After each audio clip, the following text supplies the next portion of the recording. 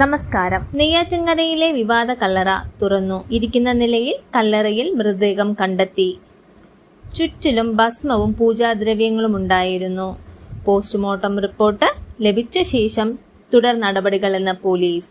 മൃതദേഹം ബന്ധുക്കൾ ഏറ്റെടുത്തില്ലെങ്കിൽ മോർച്ചറിയിൽ സൂക്ഷിക്കും. പാലക്കാട് എകരയിൽ തെരുവ് നായ ആക്രമണം.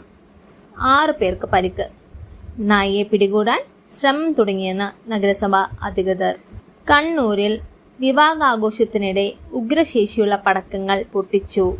ശബ്ദം കേട്ട് 22 ദിവസം പ്രായമുള്ള കുഞ്ഞ് ICUവിൽ.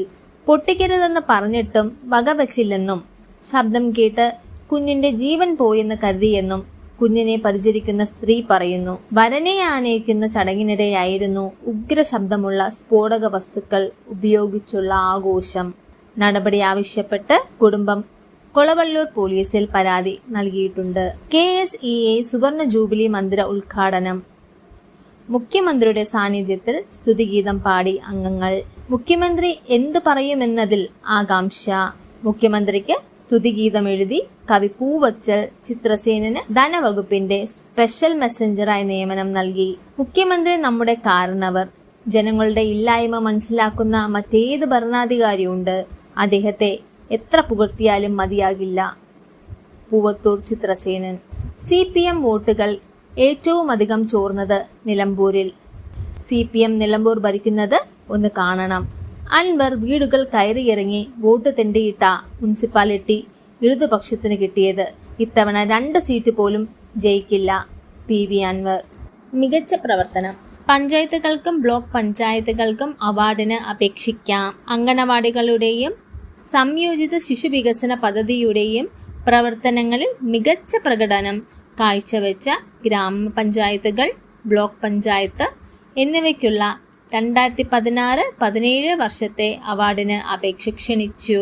അംഗനവാടികളുടെ അടിസ്ഥാന സൗകര്യങ്ങൾ, കുട്ടികളുടെ എണ്ണം, ICDS പ്രവർത്തനത്തിലെ ജനപങ്കാളിത്തം, പദ്ധതിക്ക് വകയിരുത്തുന്ന ഫണ്ട് എന്നിവ വിലയിരുത്തിയാകും തിരഞ്ഞെടുപ്പ്.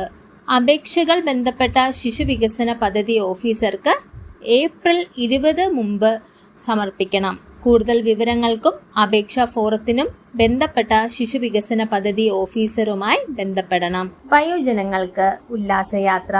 കൊട്ടേഷൻ ക്ഷണിച്ചു. മുഖത്തല ബ്ലോക്ക് പഞ്ചായത്തിന്റെ വാർഷിക പദ്ധതിയിൽ വയോജനങ്ങൾക്കുള്ള സുന്ദര സായാഹ്നം ഉല്ലാസയാത്രയ്ക്ക് തയ്യാറുള്ള ട്രാവൽ ഏജൻസികളിൽ നിന്ന് കൊട്ടേഷനുകൾ ക്ഷണിച്ചു. പഞ്ചായത്തിലെ വിവിധ കേന്ദ്രങ്ങളിൽ ചെന്ന് ആളുകളെ കയറ്റുകയും തിരിച്ചെത്തിക്കുകയും വേണം. മുഖത്തല ബ്ലോക്ക് പഞ്ചായത്തിൽ നിന്ന് കന്യാകുമാരി വരെയുള്ള വിവിധ വിനോദസഞ്ചാര കേന്ദ്രങ്ങളിൽ പോയി തിരികെ വരാൻ 49 സീറ്റുള്ള ടൂറിസ്റ്റ് ബസ്സായിരിക്കണം. ആകെ 7 ട്രിപ്പുകളാണ് വേണ്ടത്.